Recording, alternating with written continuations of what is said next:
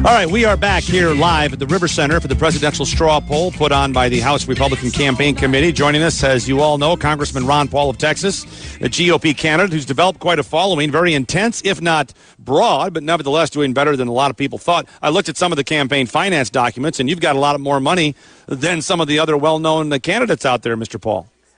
We do, and it's been surprising to me, but very pleasing, the fact that a lot of individuals have sent small donations spontaneously over the Internet, so we've been very pleased with it.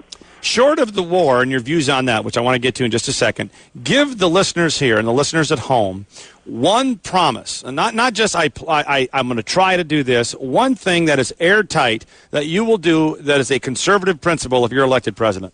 I will continue to follow the Constitution in a very strict manner, just as I have in every vote I've taken in the Congress. Well, yeah, everybody says that. Liberals say that.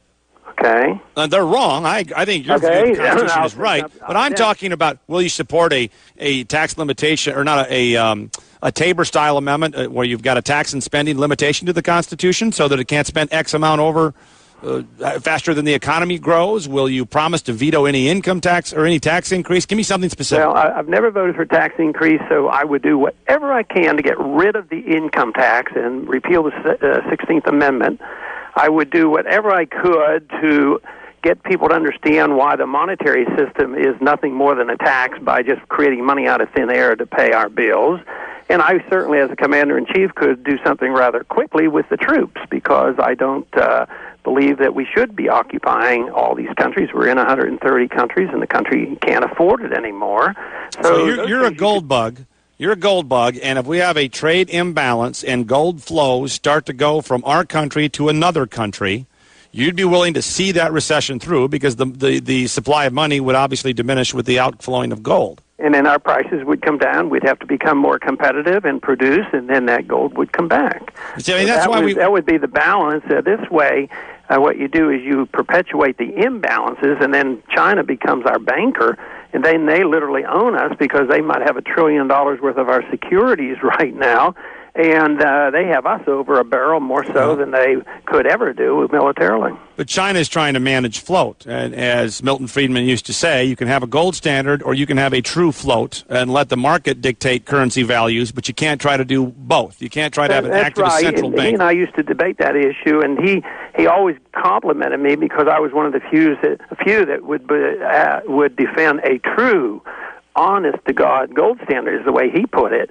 Right. And and so he was not as objectionable to that as he was to the pseudo gold standard. Right. But fluctuating fiat currencies works better than fixed exchange rates, like they did under Bretton Woods. The free market does make these adjustments, and that's what China's trying to do right now, which is why they're hoarding, or they're hoarding dollars and getting dollars. They have fixed their currency actually weaker than it really is, and so obviously they're going to assume or collect dollars. But anyway, let's get to the war. I read this interview you had with Human Events the other day, and while you seem to have tapped into a nerve by some people who say, gee, the success of the surge notwithstanding, this was some sort of nation-building exercise that Bush ran against, and we shouldn't be involved in what Clinton tried to do in Somalia and Haiti and what we've always in Bosnia, where we've still got troops, of course. But then you go on to say in this interview with Human Events that, well, you're not real keen on a treaties with Japan, on NATO, on any of these things that served as tripwires to keep America's allies safe from, in those days, a Cold War. What do you have against taking advice from the founders? They were always strongly advised us to stay out of these entangling alliances. As recently as Senator Robert Taft, Mr. Republican, he said the same thing. He said stay out of NATO. And even George Bush, when he ran in 2000, he was preaching the same message, a humble foreign policy, no nation building, don't police the world. But no, I would stay out of these treaties. It doesn't serve our interests, and it gets a lot of people killed. And was Ronald Reagan wrong? Pardon me? Was Ronald Reagan wrong to bomb Libya in 1983? I think so, sure. We didn't hear from Muammar Gaddafi for a while. Yeah, I know, but that's an act of war. What do you think 9/11 was? Well, it was a terrorist attack by a couple dozen people involved. It was no country attacked us, so you go after those individuals. So I voted for the authority to go after the Al-Qaeda and we didn't do it. I mean, they're over in Pakistan hiding out in a country that's our ally. All right, so all they have to do is hide out in Pakistan, and Musharraf says no foreign troops in Pakistan, so we just literally give them a safe haven. Yeah, but it had nothing to do with going to war against Iraq. Iraq had nothing to do with Fair point. Fair. Well, you know what the idea was. The geopolitical idea was that if we could establish some sort of attractive alternative to radical Islam there and get a pro-Western Arab democracy that would serve as a counter, that might be a good thing. Well, that might have been the motivation, but what they didn't understand was the history of the region, that literally was the motivation for radicalizing Islam, is our presence over there. I mean, why did the Al-Qaeda even form? It was because we had troops in Saudi Arabia, which they considered a violation of their holy land. So if we don't understand that, we just perpetuate our problem, and that's why there's more Al-Qaeda now that would like to attack us than there were on 9/11. We could take all the troops out, and until Israel falls into the sea, they will be talking about the great Satan, Israel, and the United States. What do you propose? I think Israel can take care of themselves. They have 300 nukes. Nobody's going to touch them.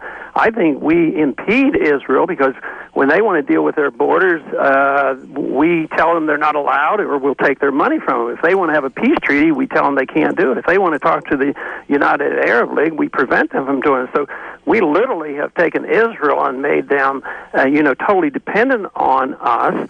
And therefore, they can't even act in their own self-interest. And there's a lot of Israelis who agree with me on that statement. It's just would you cut off foreign and would you cut off aid to Israel? Sure, I'd cut off aid to every country, though. You'd cut off foreign aid. I mean, that's a consistent position. I'm not trying to be critical. Yeah, I'm against foreign aid because it's not authorized in the Constitution. That I can take money from you and send it to XYZ country, but I can't do it one country and not the other. Well, the Department of State is not in the Constitution. Pardon me? I don't believe the Department of State is in the Constitution, is it? No, and most of most of what they do, I'd object to. Yeah, but it's not unconstitutional to have a Department of State. The president can have a cabinet, and the Congress may appropriate monies. Yeah, look, Thomas Jefferson went and got the Northwest Ordinance. Where was that constitutional prerogative? He sent the Marines to get the Barbary pirates. Where was that? Well, he, of course, did that with congressional approval. He went to Congress on that, and it wasn't a declaration of war because the country wasn't doing it. Matter of fact, I use that analogy because he used the letter of marque and reprisal, and that's exactly what I offered up after 9/11, is that we should restore the principle of marque and reprisal and target our particular enemies who don't belong to a particular state. So that's the way they handled the pirates, and I think the terrorists were closer to the pirates. He deployed American military in a foreign country in an act of war without congressional declaration of war. And who did this? Thomas Jefferson. No, he went after them, but he also used the principle of letter of marque and reprisal. Yes, but that was not a formal declaration of war. No, because there was no country. He never declared war. He never invaded the country. Fascinating conversation. You truly are an interesting individual, and we wish you good luck on the campaign, and thanks so much. Stick with the Constitution, and you get all our answers we need. Representative Ron Paul from Texas, keep us posted on your campaign and come back and visit us again. Very good.